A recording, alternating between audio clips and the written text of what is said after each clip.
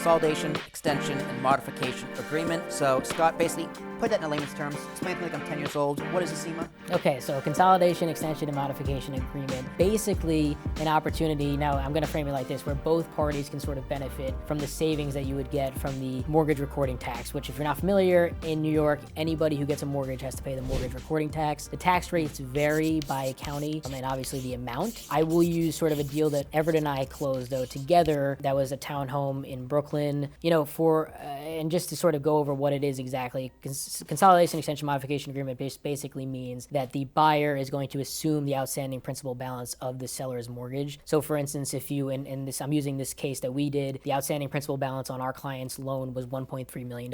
Buyer was getting a loan for that amount, obviously, and more, but they were able to assume the balance of the $1.3 million to save on the mortgage recording tax for that amount. So they only have to pay the mortgage recording tax on the additional new money, as we call it. Does the rate transfer over as well, or is there a new interest So that's rate? a good question. It does not transfer over. People think that it transfers over. So they get a new. So if they get a 2% rate in 2021, Well, 2022, yeah, so that's also you're paying 7 today. Yeah, Ooh, so that's man. also why people don't want to sell when they have those rates. But the CEMAs unfortunately do not transfer the rate. But again, you do save on the mortgage recording tax, which could be, in a case where you're talking about 1.3 million, you're looking at, the savings being around $12,000. So usually how it works and why the parties end up agreeing to it, because, if you think about it, the seller is not really necessarily benefiting from it by allowing you to do this. There needs to sort of be this quid pro quo. Yeah, exactly. That's another thing too. Like if I'm a seller, I feel like this is something I'm doing if I have to do it. Like I need to do it, not like a nice to have. So then this is the reason why the sellers do it, is because they basically agree in the contract, and there's terminology and provisions in the contract that we have in the event that the parties agree to do something like this,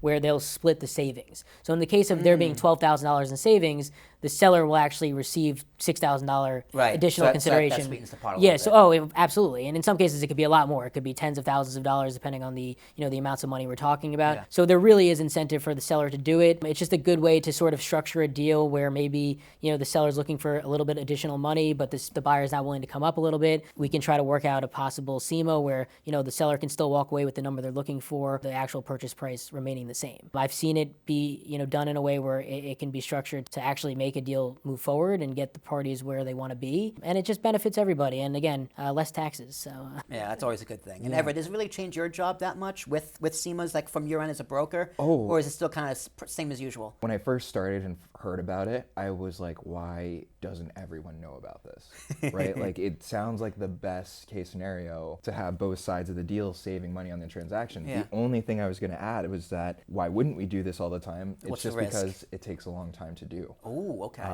Sometimes, and I think in variable situations, I think it depends on who has the mortgage per se, or who had the mortgage, or who's essentially giving it up. But they have to find the original documentation. Is that correct? yeah, I mean, there's more parties involved. There's other attorneys that are involved for the lenders, for the payoff attorneys as well. There adds some additional parties, which again just inevitably adds time to the transaction. I think if the parties sort of go into the deal knowing that this is something that they're going to consider doing, I think the attorneys, and something that I do is try to get ahead of it. So you start basically requesting certain documents, what we call the collateral documents and things like that, well in advance, so that way it doesn't hopefully slow down the process too much. But yeah, it just really depends on when the decision is made to whether or not the parties are going to agree to do a CEMA. Again, the lenders ultimately have to be able to do it, right? The buyer's lender has to be able to do this, and the seller's lender also has to be willing to do this, and it has to be something that both lenders can do. And then once they they both say that yes, we can do this, then that's sort of once the attorneys get involved, we can start processing things and getting it done.